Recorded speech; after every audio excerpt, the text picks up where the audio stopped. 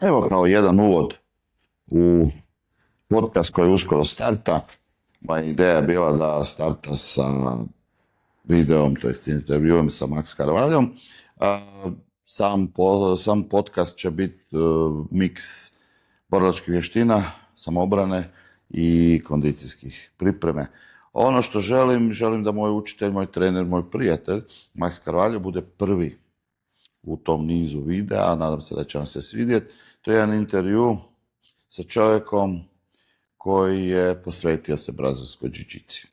Znači, postoje razni ljudi u borilačkim vještinama ili u sportu inače, ljudi koji to rade zbog hobija, ljudi koji to rade zato da bi sebe nadogradili ili da bi popunili neke praznine u sebi ili u svom životu. Postoje ljudi koji su profesionalci, znači bave se dugo godina s nekim drugim razlogom, jednostavno da bi se mogli baviti više, počnu to raditi profesionalno, tako sam ja startao, da bi mogli platiti si putovanja i poduke. Na kraju postoje ljudi koji žive to, koji su umjetnici u tome, ljudi koji u svakoj sekundi svog javnog života predstavljaju najbolje u tome što rade. I jedan od takvih ljudi je Max Carvalho. Ima svojih veselih, malih, dječačkih stvari. Nemojte mu nikad ponuditi nekakav ludi spust ili nešto novo, nešto fora, neke kotače, neko spuštanje, nešto voda, lopta, nogomet, lud je za nogometom, ali ono što ga zaista čini posebnim je način podučavanja. Inače, nekoliko ljudi koje sam upoznao, koji su imali brdo medalja kao i Max Carvalho, u biti su najbolji kao treneri. Iako su osvojili mnogo toga i sami kažu da je njima najvažnija ta poduka. Max Carvalho, višestruki prvak Europe, u kimonu, bez kimona. Max Carvalho, trener od Vladivostoka do Portugala, koji je došao iz Recifea u Mađarsku, koja tad nije bila nekakva najbolja solucija. Max Carvalho koji je stvorio jednu zonu poduke, brdo crnih pojaseva, koji je sudio na mnogim natjecanjima, organizaciji mnogih raznih federacija, je čovjek koji ima jako visoki respekt prema početniku, kako i prema crnom pojasu. On je čovjek koji na svakog ostavi nekakav poseban dojam. Od onih koji su skriveni, talenti, koji mogu mnogo, ali nekako je strah, tu je najbolji. On potiče, on gura, tako je nekakav poseban način.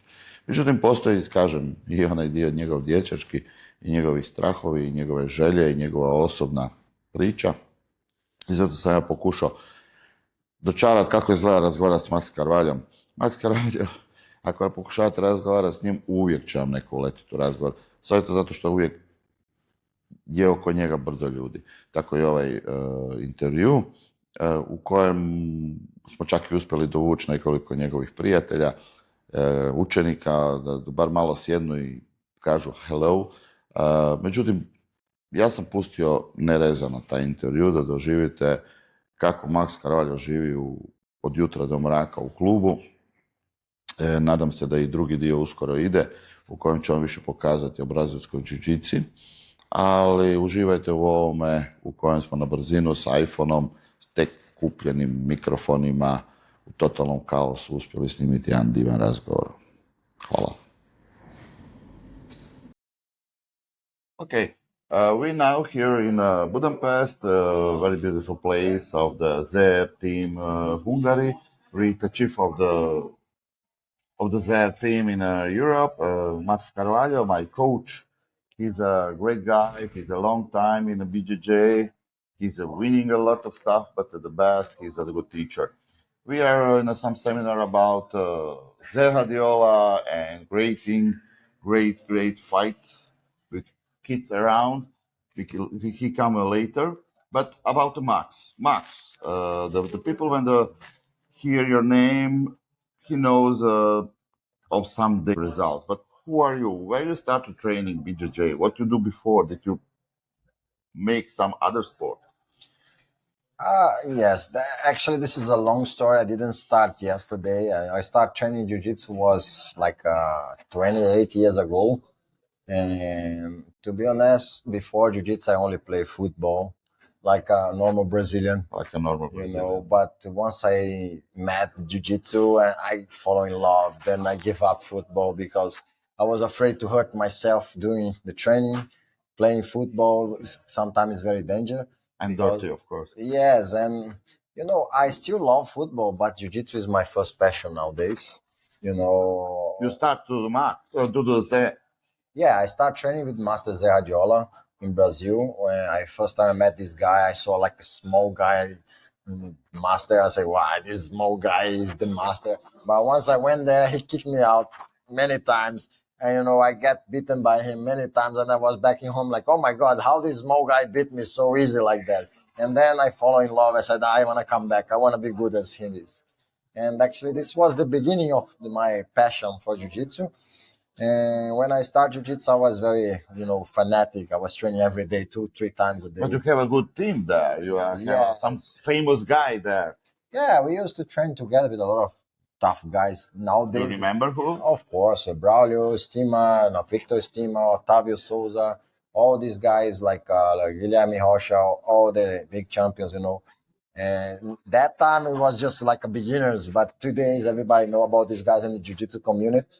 And when we start together, it was always for fun, and then became like more professional later. That's the days when you start in Brazil. That's be a popular sport there. Not really.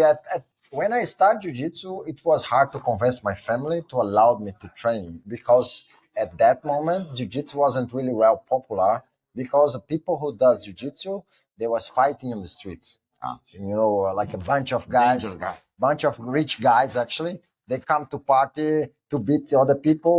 And they always say, we are jiu-jitsu guys and we want to show to the people jiu-jitsu is good. And they start to make this bad marketing what makes some people get interesting, but make a lot of people scared about. So in the beginning, I tried to convince my family, like, oh, it's not like that, like TV shows.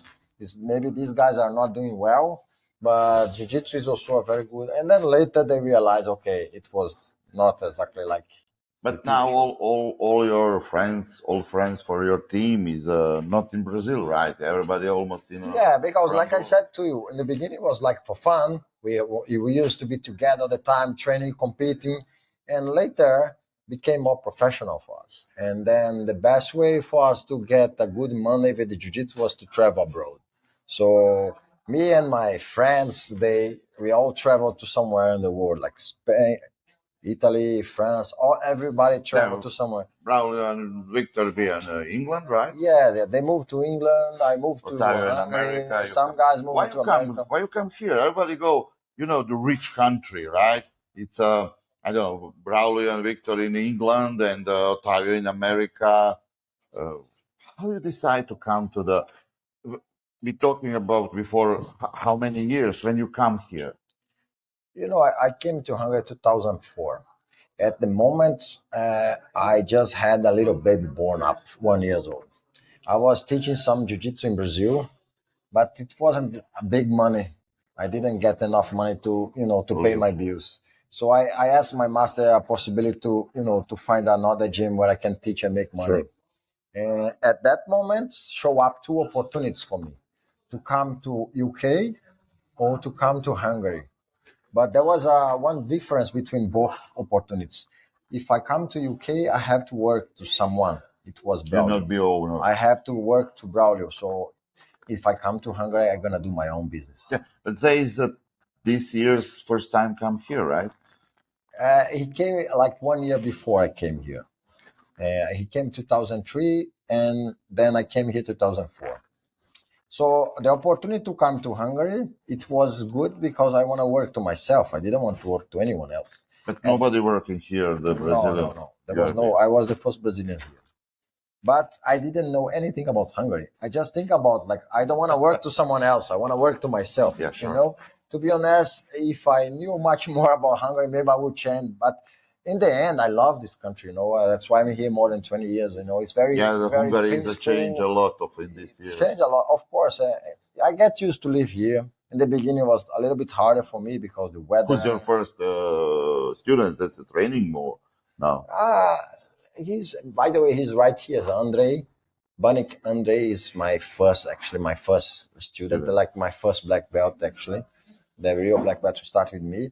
But you know, there's so many people who came and he just left and come back. So jiu-jitsu is always changing, you know. This is always like a And the problem, the new people who is first time come to something is we have since I moved to Hungary, I can tell you I have already like five or six generation of students, you know. The first one who came, who started everything with me, and they stopped, and the other one came, and then each one has a different thing. But I can tell you a lot of people, like from the first generation now, I only have few guys who still training. I have one question. We have here some guy, please come here. Hello. Tosha, Come. pode vir aqui, por favor. Okay, who is this guy? Pode vir aqui, por favor. Você aparece na câmera. This is a good friend of mine who started to train jiu-jitsu with me a long time ago. Professor Fabiano Toshi is also black belt, master of capoeira as well. Oh. And then When he's black coming, belt jiu-jitsu. Hungary. Quando tu veio pra Hungria, Toshi? 2007. 2007. 2007. Yeah. Do you like Hungary? Yes. Okay, thank you very much. Good job, Professor. I must explain. We are making interview on gym, and behind us, people is rolling, and a lot of people is passing. And before half hour, we are maybe 200 people inside. Actually, today at the Master Ze Radiole seminar, it was 100 people altogether. Yeah, that's a big number, and people are just passing. Everybody wants to talk with Max. That's a normal. Yes. Max is our lighthouse. Yeah. Yes.